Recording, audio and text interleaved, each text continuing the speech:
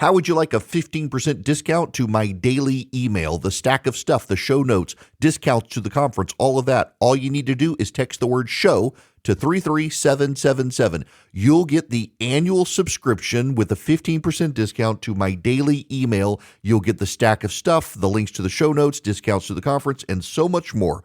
All you have to do is text the word show, SHOW, to 33777. Text show to 33777.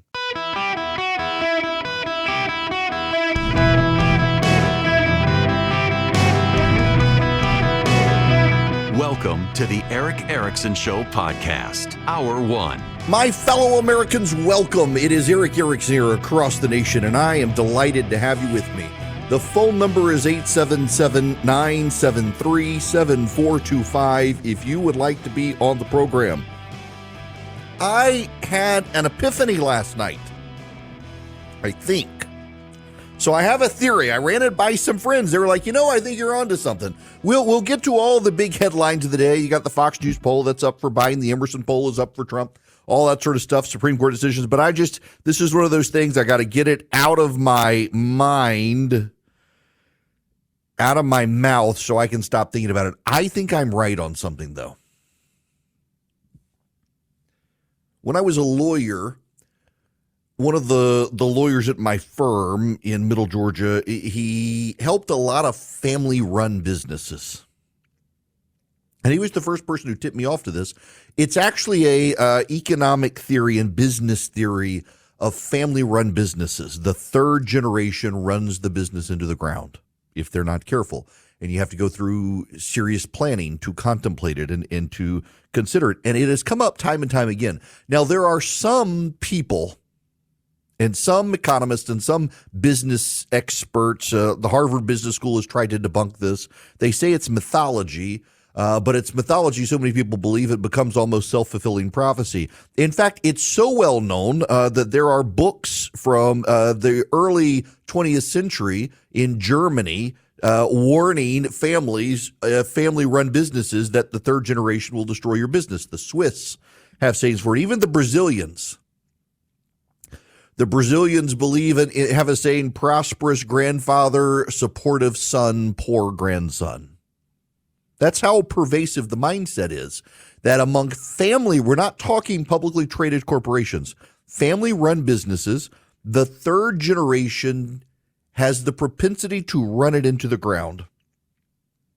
I've had several people tell me, in fact, that with Chick-fil-A, for example, is a family-run business, and that they went through a lot of planning and training, being mindful of this pattern of businesses to make sure the third generation, now in charge of Chick-fil-A, didn't run the business into the ground. And there's also a fear that the third generation of kids, they want to cash out.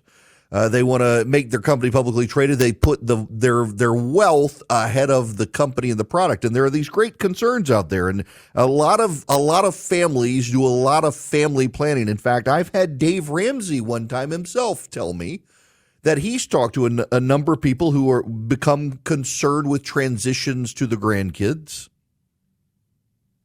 because family-run businesses in the third generation oftentimes flame out spectacularly. Now, why?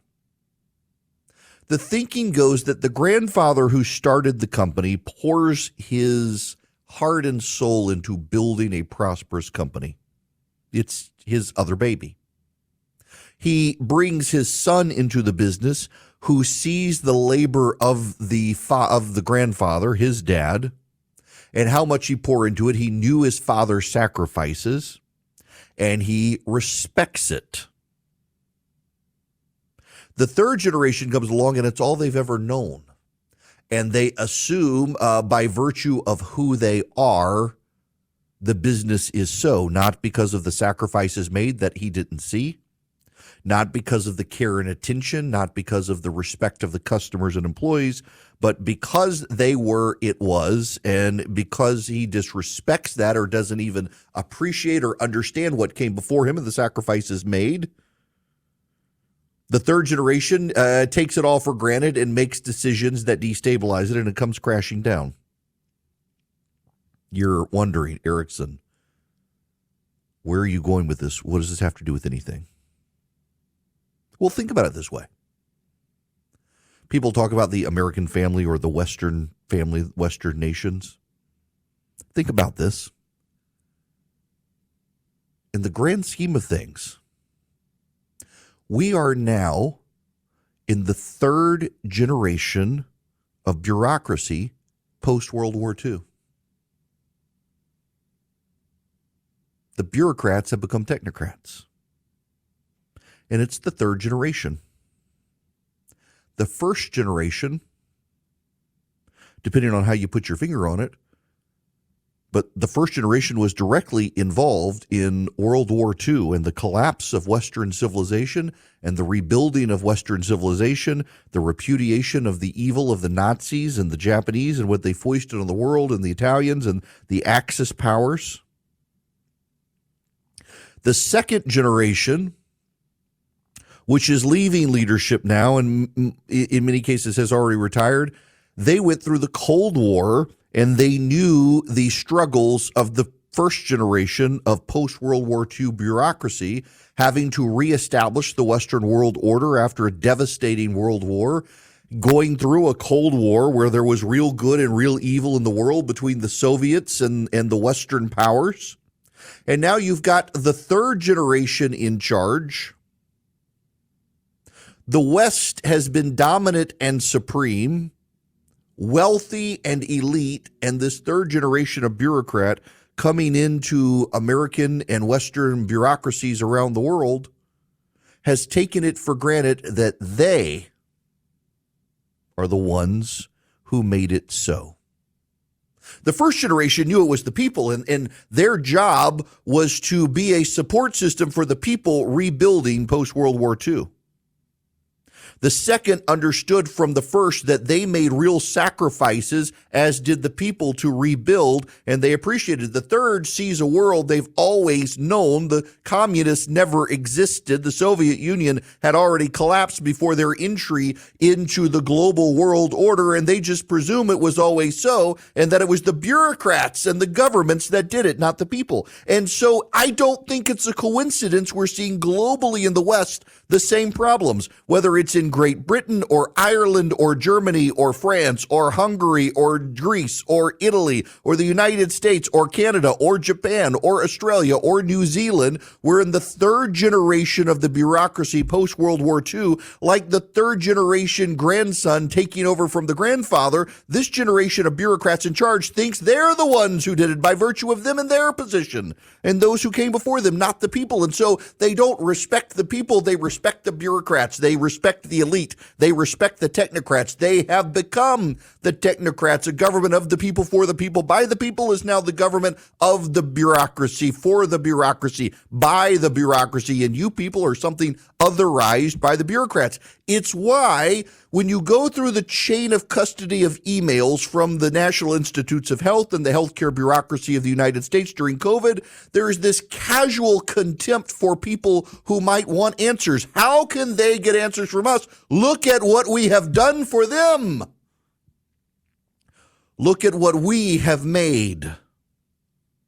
I mean, it's outrageous to me that in an American press corps, and again, it's a third generation post-World War II now in the press corps, they look at this elite status of the technocrats who were bureaucrats, but now think they can pull the levers and push the buttons and control the economy. And these guys, they're all cheering on the casual disregard of Freedom of Information Act requests, the deletion and mission of deleting of documents, and the careful wording and miswording of things to make it impossible to find. And nobody cares because we're supposed to trust that third generation by virtue of their position, not their authority.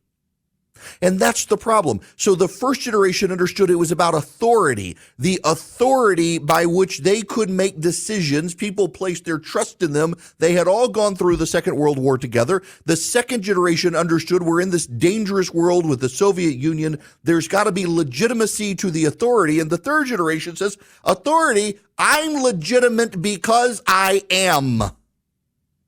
L'état, c'est moi. It's the position of the bureaucrats. When Louis XIV was asked, he said, L'état, c'est moi. I'm the state. Now, the bureaucrats say in the Western world, they're the state. They make the decisions.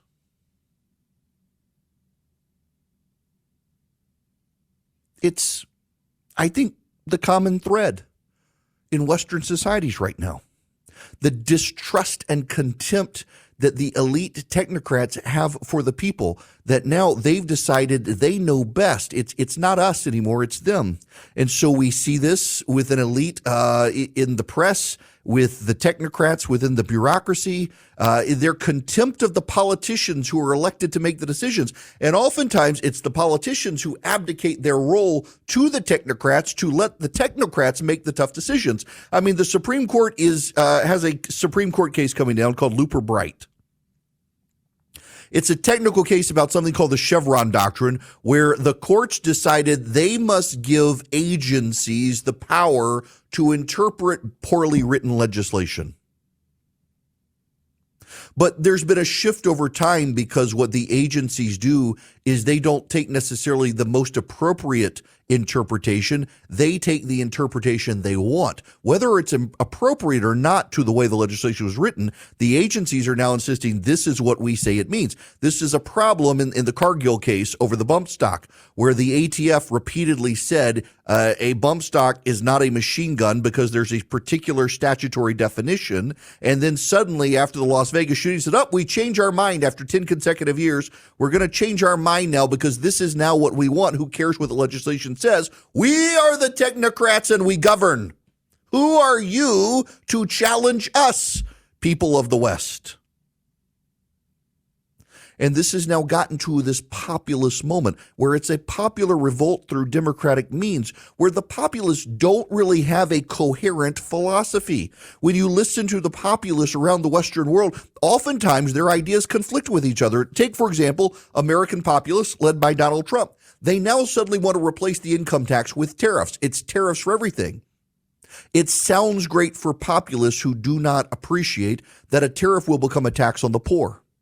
In the income tax, the poor don't pay income tax. They will pay the tariff. And so the working class that is guiding this populist movement will be taxed oppressively by the people they elect. But they're not actually going to do that. They will not actually implement. They say they will. It sounds great. It whips people into a frenzy. Rah, rah, let's do this. Get rid of the income tax. They're not actually going to implement it because when they have to sit down and think about it and the income and the punitive measures that would happen to the poor, the working class, the middle class, they're not going to do it. But people don't care. They just want something other than what the technocrats and the bureaucrats are offering, because the technocrats and the bureaucrats, they're not offering solutions. They're offering themselves. And that's the problem. The third generation looks at all that has come before it and says it was always so, and decides in family-run businesses that it was by virtue of the genius of the family. They don't see the hard work and sacrifice of the grandfather or the preservation acts of the father. They see it was always so, and they presume it was by the genius of their family. And then they run everything off the rails. The third generation of the bureaucrats in the EU, Canada, the West, the United States, they see it was always so. They see a well-ordered society, and they decide it was by virtue of the bureaucrats. Therefore, the bureaucrats must exercise the power and control, not the politicians and not the people. But ultimately, just as the consumers of a business can decide the third generation family-run business is now disrespecting them and will go elsewhere, the business collapses. In democracies, the people say the bureaucracy, the technocracy, no longer respects us and is working for us, and we will have a revolution at the polls. A populist movement will swell up to replace the bureaucrats with something else. I think that's what's going on in the Western world right now. It's not a theory of everything. There are certainly other problems, leftism, Marxist indoctrination in colleges, things like that. I don't mean to exclude them, but I think at the heart of the moment here is what we see with the third generation family-owned business is happening with the third generation of bureaucrats post-World War II. They think it was ever so, and they think it was ever so because of them. And so now they disrespect the people who actually were the ones who made it so. And the response of the people is now a popular uprising in ballot boxes across the world. And it's headed even with greater zeal here, I think, in November, because the technocrats and the bureaucrats drip with disdain for the people, and combined with the elite and the press, they don't actually like the people. They only like themselves, and they don't put their trust in the people. They put their trust in themselves, and there are far more of the people than there are of them, and the people will bring them hell.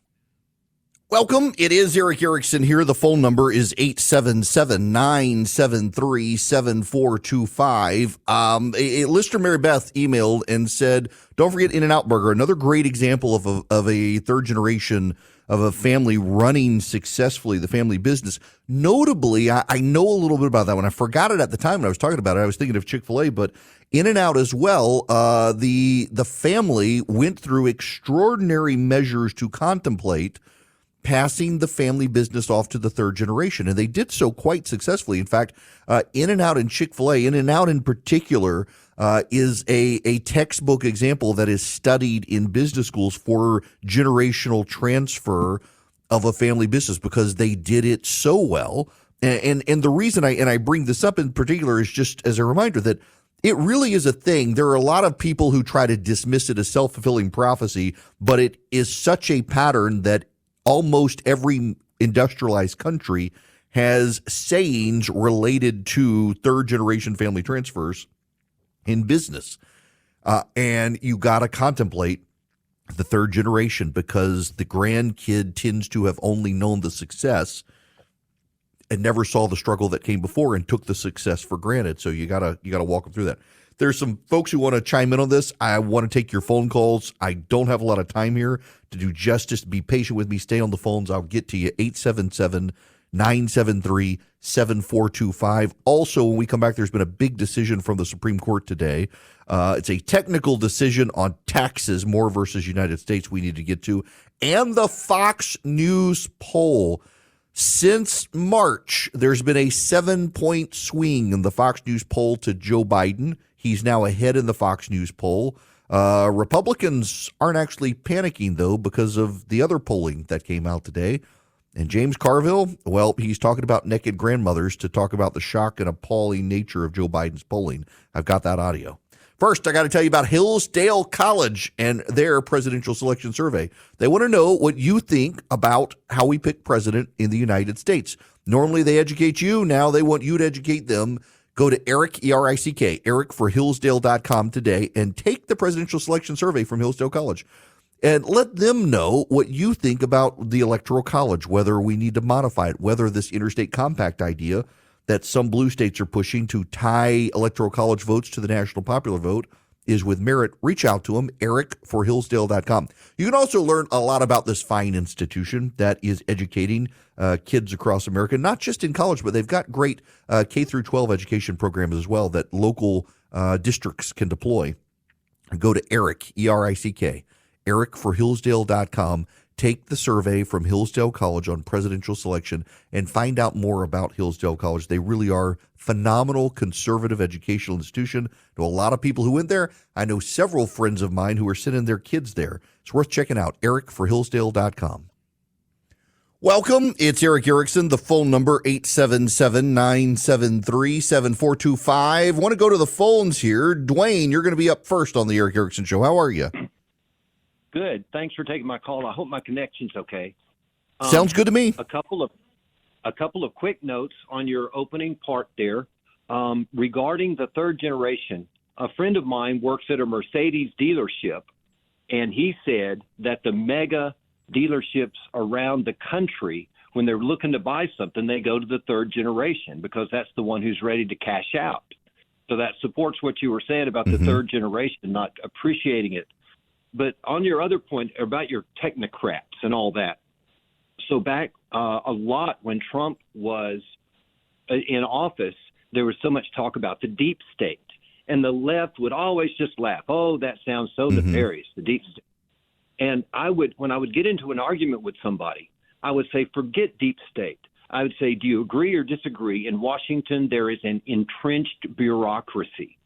And nobody could argue that there's not an entrenched bureaucracy. And so it's a very easy step to say, well, then wouldn't that entrenched bureaucracy certainly be willing to take steps to protect itself? And that's how I'd approach that. Well, and you're right. And so what did Trump do? Trump wanted to do things differently. He rethought, for example, I mean, let's go through the list. Getting out of the Paris Climate Accord, re-upping sanctions on Iran, moving the embassy in Israel, something that, going back to Ronald Reagan, had been promised. The bureaucracy had always blocked and convinced presidents not to do. He decides to do it, and so the bureaucracy turns on him, starts leaking about him, fawning negative stories, because the bureaucracy decides that it is the important part of government, even though they are the ones designed to carry out the will of the elected officials. They've decided the elected officials are supposed to carry out their will. Dave, you're up next. Welcome. How are you? Yeah, Dave? Eric. Hey. Yeah, hey. So I'm a grandchild of a family business. The difference is I went out, got a college degree, went off and worked for a large company for about 15 years. Then I came back to the business. So I had much more appreciation for the business and the hard work that my father put into it, my grandfather, and I put my heart and soul into it as a result of that. So I agree with you. You know, I've seen a lot of other companies with third generation. They take it for granted. They don't put any effort into the work of the business. The other thing I wanted to say was my parents grew up during the Depression, and I remember listening to my mother growing up as a child and all the sacrifice, and they just didn't have anything back then. And my father was in World War II. He fought in the Battle of the Bulge. He got a Bronze Star and all the sacrifice that greatest generation made. So, good point. Yeah, David, it's interesting you said it. So I'll while you're here, my buddy Brent, who's listening down on WOKV in Jacksonville, he writes this, says, fourth generation family business, work ethic pounded into me. The idea I only had what I had growing up because my dad, my grandfather, and great-grandfather busted their butts, at times took incredible risk and took pride in a job well done. There was no separation between family name and business name. A blight on the business, an insult to the business, was treated as the same with the family. You worked your butt off to honor the family name, and that's the way to do it. And when you're mindful of that, I think, and oftentimes you go out, get a job elsewhere, and then come back, you get that perspective that oftentimes I think third generation family businesses, if they forget to that, that's when they get in trouble. Well, when you work for a large corporation, you experience the bureaucracy. And so then when you're working for yourself in a small business, you appreciate that freedom that you don't have in a large company. And that was the best times of my career, was when I had my own business and didn't have all those constraints that you have in a larger company. So. Right. Yeah. Absolutely. Look, I appreciate the phone call, 877-973-7425. If you want to be on the program, I was thinking about this because I forget the article and I went back into my browser to try to find it. And I was like, well, where was I reading that sparked all of this? But I couldn't find the piece, but essentially it was making the case that we are seeing a popular uprising of the citizenry, a populist movement spreading through Europe, Canada, the United States, Australia, New Zealand, Japan. There is this populist undercurrent that's rising, and the complaints are almost, regardless of the vast array of economies and issues, the complaints are almost all the same. That one is immigration is stirring this, but the undercurrent of the immigration debate is that the bureaucrats are not listening to the people and what the people want. And so there is this mass uprising of voters at the polls, punishing the politicians, rejecting them, and going down a different path because of the bureaucrats who the politicians have allowed to oversee and manage. It's one reason I actually do favor the ability of the president to be able to fire the bureaucracy. We have a Civil Service Act in the United States that was passed after I think it was McKinley was assassinated. And so essentially presidents used to, maybe it was before McKinley, in any event, presidents used to be able to pick every employee of the executive branch essentially.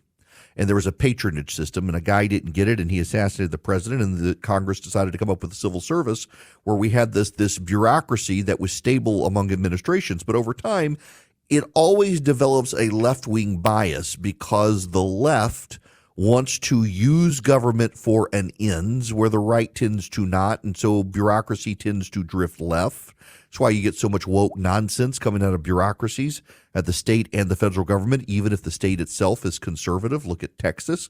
And it's because the bureaucracy perpetuates itself and it fosters an arrogance.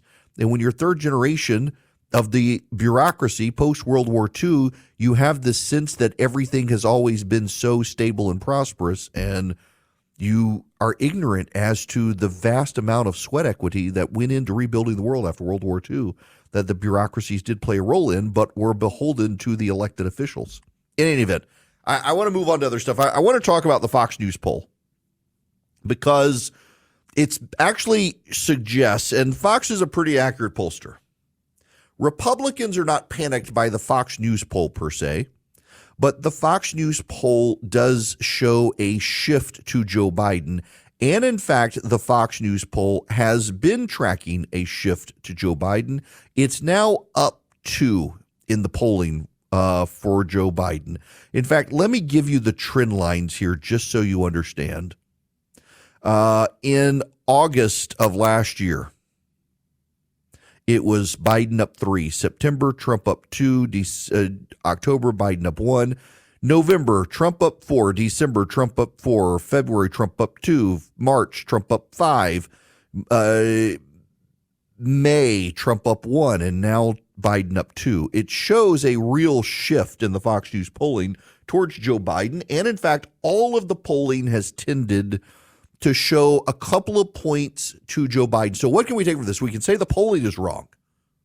But when all the polls have a common trend, remember the rule. Ignore the number, look at the trend. Who knows whether Biden or Trump is up? But the trend line has been a couple of points to Joe Biden since Donald Trump's conviction. At the same time, in the polling averages, Donald Trump is still ahead. He's ahead by a half a point in the two-way race. In the three-way race, Donald Trump is up 1.5 points. In the swing states, Donald Trump is still up significantly. Emerson College has polling that's come out of the swing states. Now, there's a clip here I got to play you. James Carville always is good for a soundbite. He was on News Nation in conversation with progressive Rob Reiner. You got to listen to this. I don't think people really appreciate how bad Biden's poll numbers are. When you look at them, it's like walking down your grandmother naked. You can't unsee them, no matter how hard you try. Yes. Yes. It's true. You look at Biden's poll numbers, it's like looking at your grandmother naked. You can't unsee that. That's James Carville's line. It's a very good line. It's a very memorable line. He's always good for a memorable line, but that's kind of the problem. Joe Biden should not be tied with a convicted felon. He should be trouncing him, and he's not. That's what has Democrats worried. He's in the poll averages. There's a negative 38.8% direction of the country and a negative 15% approval for Joe Biden. That's bad. There's also Frank Luntz. To me, it's not that Donald Trump is winning so big in Iowa. That's not the story. It's that he's making it close in Minnesota. Minnesota is a reliable Democratic state. It votes Democrat in every presidential campaign. And poll after poll, I see Trump within 2 or 3 points in Minnesota. I don't think the media understands exactly what's going on right now. Yes, Trump dropped a few points after being found guilty on 34 felony accounts. But remember this, that would have destroyed any candidate as recently as 10 years ago. And the fact that Donald Trump is still even with, or in some cases leading Joe Biden after being found guilty of 34 felonies, oh my God, that is so significant. And one more point, I'm watching the independent vote. I don't believe that they're swinging back and forth between Trump and Biden. I think that they've decided that they hate both candidates, they hate both parties, and they're voting out of anger, out of desperation, out of resentment that this is where our political system has gotten. So be very careful and how you analyze what goes on from now through the debates, through the election, because I think there could be a hidden anger vote that surprises everyone on Election Day. Look, I think that's right. And I don't know if those people go for Robert Kennedy or if they go for Donald Trump because they're furious with Joe Biden focusing on democracy and not groceries, or maybe they stay home.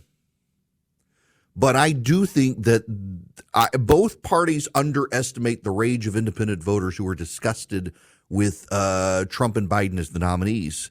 And, that disgust might actually translate into helping Donald Trump. Why? Because a lot of those independent voters simply think Joe Biden is too old for the job and they don't like Donald Trump, but they don't want a dementia patient in the White House. And so they hold their nose and go for Trump.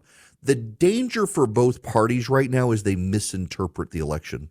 Like, for example, I think the Democrats misinterpreted 2020 and 2022. And there's a growing number of Democratic analysts who believe the same thing, that 2020 was not a rejection of Trump's policies. It was a rejection of Donald Trump.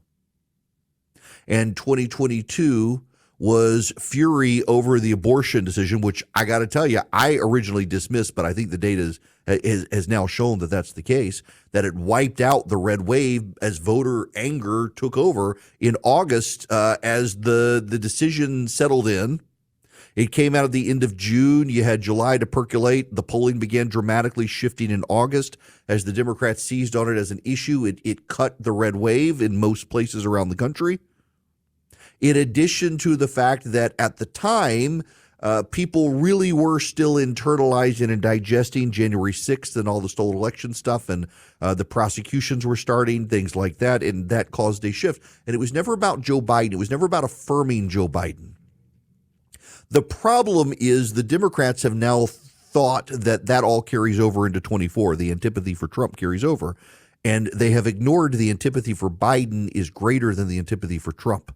And while they make it about Donald Trump and restoring Donald Trump to power, they forget that people actually remember Donald Trump's presidency more fondly today than they did in the end of 2020.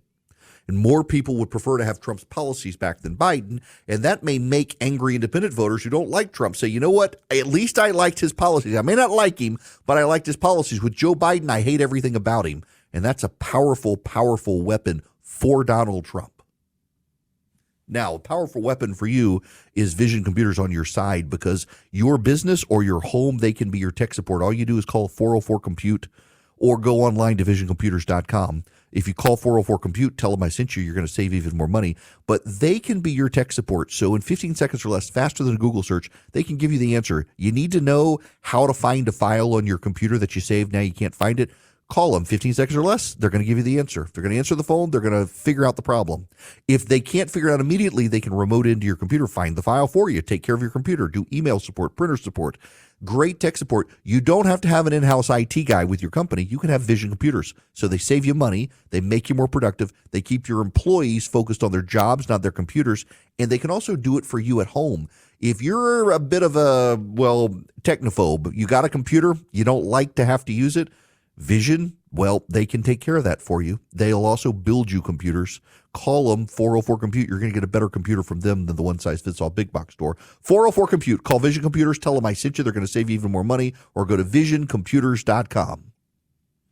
Hello there. Welcome. It is Eric Erickson here. The phone number is 877-973-7425. This hour of the program is brought to you by First Liberty Building and Loan. If you're buying a building, you're building a building, you're buying a franchise, you're buying out a business partner, business deals like that for your business. They make their own lending decisions. They might be able to help you. FirstLibertyGA.com. They also want me to let you know they're doing equipment loans. So if your business needs heavy equipment, they make their lending decisions themselves, can do quick turnaround in many cases. FirstLibertyGA.com. Any business anywhere in the United States can work with them. FirstLibertyGA.com. I want to tell you on a personal note, I decided when I wrote Before You Wake, the last book I wrote, that it would be the last book I ever wrote, because I don't like writing books. But I have had so many people urge me to write a book about what's going on with secularism in the world, how it seems to be modeling itself after religion these days. And I talk about it on radio enough. I have written a book, and it comes out next week. It's called You Shall Be as Gods. I'm actually going to be going into the recording studio in several weeks and doing the audio version of it. The audio version is going to come out, it's going to be delayed. But I hope you might order a copy of the actual book. If you text the word data to 33777, I will send you back a link to Amazon.com. They're running a sale on the book right now, a pre-sale release. So you get a discount on the book. My publisher has told me we crossed the 1,000 pre-order threshold, which for them is phenomenal. We are very close to 1,500, which would actually set a record in pre-orders for the publisher I went through. So if you will get me across that, I would love you forever. If you will text the word data to 33777, I'll send you back the link to Amazon. You can pre-order the book. We are going to be working on promos and doing book signings and things like that, particularly in the Atlanta area. This book is actually kind of special to me because it's more academic. It's very readable. In fact, a lot of it is monologues that I've done, and my friend Bill Blankshed actually took my monologues and helped me edit them up and make them a little more readable. And where I had noted information, he found the footnotes for me and really helped me with it. But the whole premise of this is to try to give you some hope for the future in how to navigate a world that seems like it's gone insane. It is very much written from a perspective of an evangelical Christian, but it also explains for those who just can't make heads or tails of how did things get so insane, that what you're seeing in the world right now is secularism itself is becoming a religion with priests and liturgies and rituals and passions that are given voice through a form of religious zealotry. And I really hope you'll buy the book. If you text the word data to 33777, you can get a copy of it. It is on sale at Amazon in time for the pre-release. The release is next week. I hope you'll get it. Text data to 33777.